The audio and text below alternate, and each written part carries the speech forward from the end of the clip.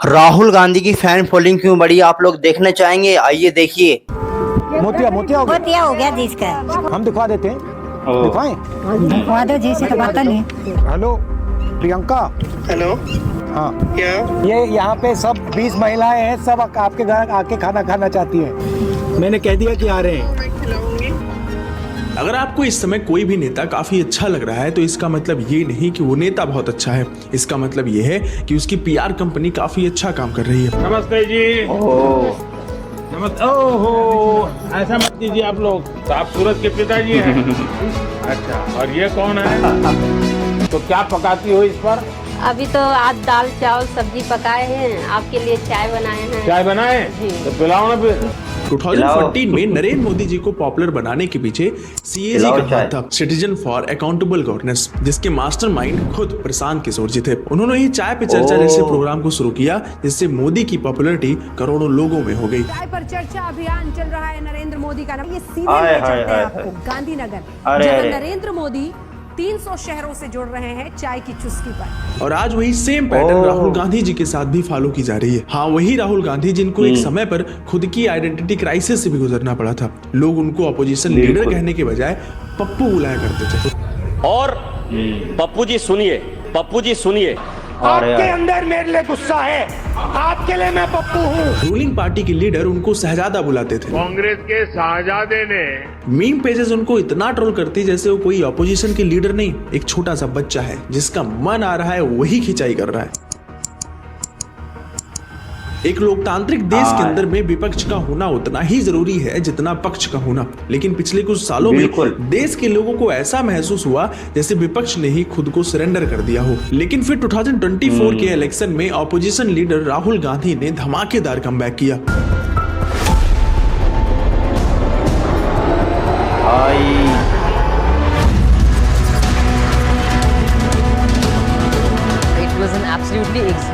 सो आइए आज हम जानेंगे कि राहुल गांधी का ये पप्पू वाला चेहरा इस जननायक में कैसे बदल गया और इसके पीछे कौन सी पीआर कंपनी का हाथ है। और साथ ही साथ हम ये भी जानेंगे कि राहुल गांधी जिस तरीके से पॉपुलर हुए हैं, क्या वो अगले देश के प्रधानमंत्री बन सकते हैं। ये सब कुछ जानेंगे आज के इस वीडियो में। वीडियो को शुरू करने से पहले चैनल को सब्सक्राइब जरूर कर लीजिएगा, क्योंकि चैनल जब सब्सक्राइब करते हो तो 0.1 सेकंड लगता है, जो कि आपके लिए फ्री है, बट हमारे लिए बहुत ज्यादा जरूरी है। Being the nice girl makes people think you're incompetent. Is the coffee ready?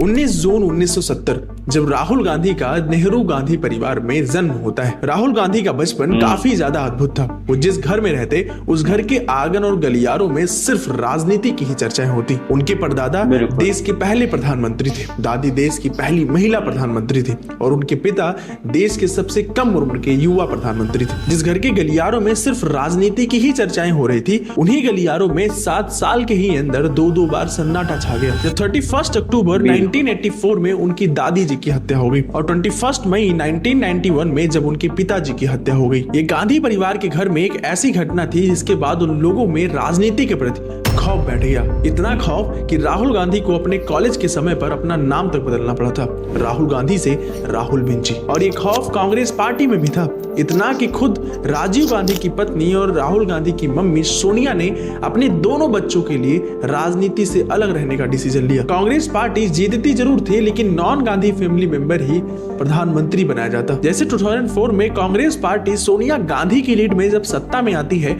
तो सोनिया खुद प्रधानमंत्री नहीं बनी, प्रधानमंत्री बनाया गया मनमोहन सिंह जी को। और उसी साल 2004 में ही 13 साल बाद करीब 34 साल की उम्र में राहुल गांधी भी पॉलिटिक्स में एंट्री लेते हैं और अमेठी से लोकसभा का चुनाव लड़ते हैं। 3,70,000 वोटों से जीत करके ये पहली बार पार्लियामेंट में एंट्री लेते हैं और इसके बाद भी 2009 के लोकसभा इलेक्शन में भी ये जीत हासिल करते हैं। उस समय राहुल गांधी यूथ कम्युनिटी में सबसे ज्यादा पॉपुलर नेता थे और उन्होंने यूथ को पॉलिटिक्स से इंस्पायर करवाने के लिए national student union of India, जिसको हम NSU बोलते हैं, उसकी स्थापना करी। सिर्फ इसलिए कि जो यूथ कम्युनिटी पॉलिटिक्स को बड़ी लोगों का गेम समझती है, वो भी पॉलिटिक्स के प्रति दिलचस्पी दिखाने लगे। और ये नेशनल यूथ संगठन उस समय इतना ज्यादा ट्रेंडिंग में था कि मात्र 1 साल के अंदर ही 1 लाख लोगों ने सदस्यता ली। राहुल गांधी का ये काम युवाओं को पॉलिटिक्स के प्रति सशक्त बनाने का था, जो आज भी कार्यरत है। 2013 तक कांग्रेस में सब कुछ बहुत अच्छा चल रहा था, लेकिन फिर आता है 2014 और इसी 2014 के साथ साथ एक इंसान की लहर आती है, मोदी जी की। क्या कारण है हिंदुस्तान का रुपया पतला होता जा रहा है? वाह वाह वाह वाह, ये जवाब देना पड़ेगा, यही पता चलेगा। देश आपसे जवाब मांग रहा है। 2014 के इलेक्शन में मोदी जी और उनके गुजरात मॉडल को बहुत ही स्ट्रक्चर्ड वे में देश के लोगों के सामने प्रेजेंट किया गया। एक एक स्पीच और स्लोगन को ऐसे डिजाइन किया गया जैसे डूबते हुए भारत को बचाने में यही एकमात्र सहारा है। मोदी जी की पीआर एजेंसी CAG, जिसको खुद प्रशांत किशोर लीड कर रहे थे, उन्होंने डाटाबेस स्ट्रेटेजिक कैंपेनिंग को डिजाइन किया। चाय पे चर्चा जैसे प्रोग्राम को 3D होलोग्राम टेक्नोलॉजी के थ्रू पूरे देश में चलाया गया। सोशल मीडिया का जितना बेहतर इस्तेमाल बीजेपी पार्टी ने किया, उतना किसी पार्टी ने अब तक नहीं किया। इलेक्शन कमीशन के रिपोर्ट के अकॉर्डिंग 2014 में बीजेपी के द्वारा 714 करोड़ रुपए खर्चा किया गया सिर्फ एक चेहरे को लाइमलाइट में लाने के लिए, और कांग्रेस पार्टी इसी स्ट्रेटेजिक कैंपेनिंग में ही पीछे रह गई।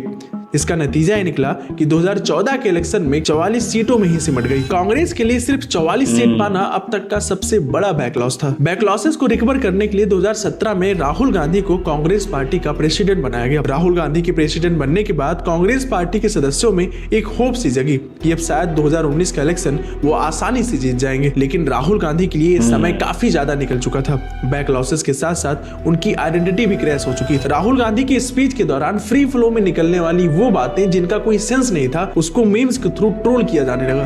ऐसी मशीन लगाऊंगा, इस साइड से आलू घुसेगा, उस साइड से सोना निकलेगा। राहुल गांधी का ये इमेज अब पप्पू में बदल चुका था। धीरे धीरे पूरे देश के लोगों को ये रियलाइज हो गया कि कांग्रेस पार्टी के पास इस नमूने के बजाय अब कोई स्ट्रॉन्ग लीडरशिप ही नहीं है। देश के लोगों में बने हुए इस पूरे नैरेटिव का नतीजा ये निकला कि 2019 के लोकसभा इलेक्शन में गांधी फैमिली का गढ़, जहां से वो हमेशा से जीतते आए हैं, राहुल गांधी वहां भी हार गए। ये हार गांधी परिवार और पार्टी के लिए सबसे बड़ा सदमा था। राहुल गांधी के इसी एक हार के बाद पप्पू टैग वाला नैरेटिव लोगों में और भी ज्यादा स्ट्रॉन्ग हो गया। रूलिंग पार्टी के लीडर इनको डायनेस्टी और शहजादा बुलाने लगी, एक ऐसा लीडर जो पूरी तरीके से अनएक्सपीरियंस्ड हो। और इसी हार के बाद राहुल गांधी ने प्रेसिडेंसी से रिजाइन दिया और 2 साल के लिए अंडरग्राउंड पार्टी वार रूम में चले गए। एक ऐसा वार रूम जिसको अब सिर्फ सोशल मीडिया के दम पर ही जीता जा सकता। टाइम्स ऑफ इंडिया ने मिड ऑफ 2024 में एक आर्टिकल पब्लिश किया जिसका टाइटल था पप्पू पास हो गया, जिसमें ये मेंशन है कि देश में बने हुए पप्पू और शहजादे के इस नैरेटिव को बदलने के लिए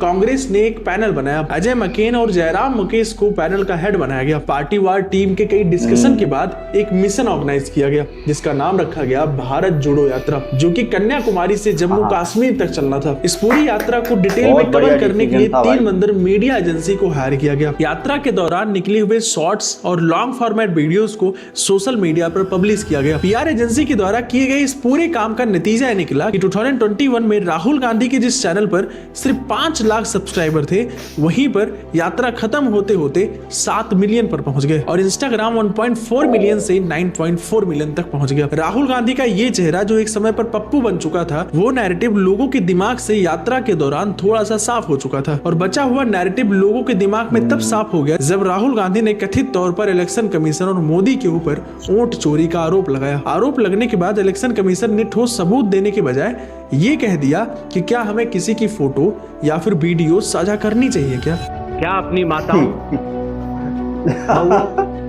बेटियों सहित किसी भी मतदाता की सीसीटीवी वीडियो चुनाव आयोग को साझा करनी चाहिए क्या? और इतना ही नहीं, रूलिंग पार्टी के लीडरों ने भी इस पर मुंह नहीं खोला। तो धीरे धीरे ये आरोप जनता की नजरों में सच साबित हो गए। तो हम बात करेंगे कि राहुल गांधी क्या देश के अगले प्रधानमंत्री बन सकते हैं, और अगर बन सकते हैं तो उसके पीछे कौन से रीजन है। सबसे पहला रीजन है पॉजिटिव इंपैक्ट ऑफ भारत जोड़ो यात्रा। राहुल गांधी का 4000 किलोमीटर पैदल यात्रा करना, लोगों से मिलना, लोगों की समस्याएं सुनना और फिर उसको सोशल मीडिया के थ्रू हाईलाइट करना, ऐसे सरफेस लेवल की एक्टिविटी ने देश के लोगों को राहुल के प्रति जोड़ सा दिया है। अब इसके बाद दूसरा रीजन बनता है जेनजियों के बीच राहुल गांधी की पॉपुलैरिटी। पिछले कुछ सालों में पेपर लीक और परीक्षाओं में घोटालों की समस्याएं बहुत ही ज्यादा बढ़ चुकी थी और ये समस्या आज भी सरकार ने सॉल्व नहीं किया। स्टूडेंटों ने जब इसके अगेंस्ट मूवमेंट शुरू किया तो उन पर भी लाठीचार्ज किया गया। तो उस समय ऑपोजिशन लीडर राहुल गांधी उनके साथ खड़े मिले, जिसके बाद युवाओं के अंदर में एक होप जगी राहुल गांधी के लिए कि शायद राहुल गांधी हम लोगों की समस्याएं सॉल्व कर सकता है। तीसरा बड़ा रीजन है वोट चोरी का आरोप। राहुल गांधी का इलेक्शन कमीशन और मोदी के ऊपर वोट चोरी का जब आरोप लगाया गया तो देश के लोगों को लगा कि ये फिर कोई नया ड्रामा है। लेकिन धीरे धीरे जब रूलिंग पार्टी का कोई भी जवाब नहीं आया, इलेक्शन कमीशन ने कोई ठोस सबूत नहीं दिया, तो धीरे धीरे ये आरोप सच साबित हो गया और देश के लोगों में एक पॉजिटिव मैसेज गया कि राहुल गांधी ने उस चोरी को एक्सपोज किया जो शायद कई सालों से चल रहा है। ये सभी रीजन जो मैंने अभी हाईलाइट किए हैं, इसकी वजह से राहुल गांधी की पॉपुलैरिटी 90% ग्रोथ रेट के साथ बढ़ी है। लेकिन वही देश के ऊपर डोनाल्ड ट्रंप के द्वारा लगाया गया अमेरिकन टैरिफ, ऑपरेशन सिंदूर, सीज फायर और वोट चोरी जैसे आरोप पर मोदी जी का चुप रहना बीजेपी पार्टी के लिए सबसे बड़ा बैकलॉस था और इसी से मोदी जी की पॉपुलैरिटी की ग्रोथ 0% हो गई। सो रूलिंग पार्टी का इतना बड़ा बैकलॉस और राहुल गांधी का इतना पॉपुलर होना, ये कहीं ना कहीं राहुल गांधी के लिए 2029 में पीएम का इशारा करती है। बाकी आज के लिए बस इतना ही, लेकिन इसी के साथ आप एक क्वेश्चन का जवाब कमेंट में दे करके जाइएगा कि क्या नवंबर में होने वाला बिहार इलेक्शन का असर पीएम कुर्सी पर भी हो सकती है। इसका जवाब आप कमेंट में दीजिएगा। बाकी आज की वीडियो में बस इतना ही।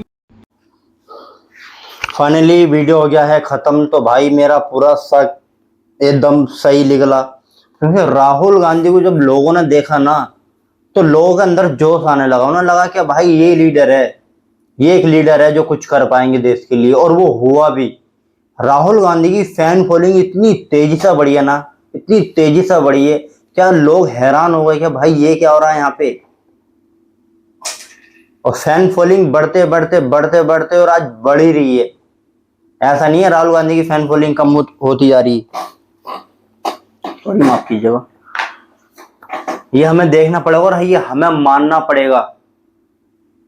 अब एजेंडा फैलाने वाले एजेंडा तो फैला रहे हैं राहुल गांधी के खिलाफ। राहुल गांधी यूं, राहुल गांधी पीएम बनने के लिए कर रहे हैं, राहुल गांधी इसके लिए कर रहे हैं, राहुल गांधी इसके लिए कर रहे हैं। आप डिसाइड कीजिए किसके लिए कर रहे हैं राहुल गांधी ये सब। वो कोई भिखारी है क्या? वो कोई आम आदमी के बेटे नहीं है भाई। राहुल गांधी को कोई जरूरत नहीं है, उसको कोई जरूरत नहीं है भाई, कोई लालच नहीं है उस बंदे को। जहां तक का मेरा ऑडियो और जहां तक के लोग कयास लगा रहे हैं, ये हमें माननी पड़ेगी ये बात। नई पीढ़ी राहुल गांधी को पसंद कर रही है, नई पीढ़ी, और मुझे लगता है उसको पीएम बनने से कोई नहीं रोक सकता। और बंदे के अंदर जोश है। जो राहुल गांधी पप्पू स्टैम्प पे कहलाए जाते थे, जो बीजेपी के लोग राहुल गांधी को पप्पू पप्पू कह के चढ़ा, अब वो आज सलाम करते हैं भाई। पार्लियामेंट की सीढ़ी पे मिल जाते हैं तो भाई सलाम ठोक देते हैं राहुल गांधी को। वही जो पप्पू कहते थे और वो आज हमें देखने को मिल रहा है वो सब। उसको कौन झुटलाएगा भाई? ये हमें माननी पड़ेगी।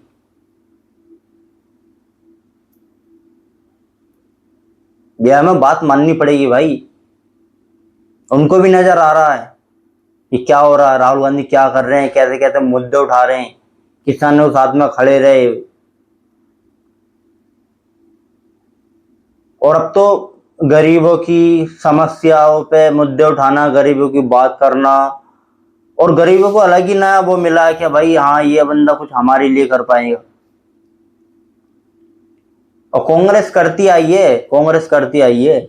मैं तो सोच रहा था कांग्रेस गए बाबा टाटा, मगर जब मैंने राहुल गांधी को देखा कश्मीर यात्रा उन्होंने निकाली तो अपनी बात कम रख रहे थे, लोगों की समस्या बात कम ज्यादा सुन रहे थे। वो मतलब वो कम बोल रहे थे, लोगों की बातें ज्यादा सुन रहे थे। तो लगा कि हाँ भाई अब तो कुछ होने वाला है। और वो पिछले बड़े इलेक्शन में देखने बाल बाल बची है भाई। कांग्रेस जीतने से बाल बाल बची है और बीजेपी हारने से बाल बाल बची है।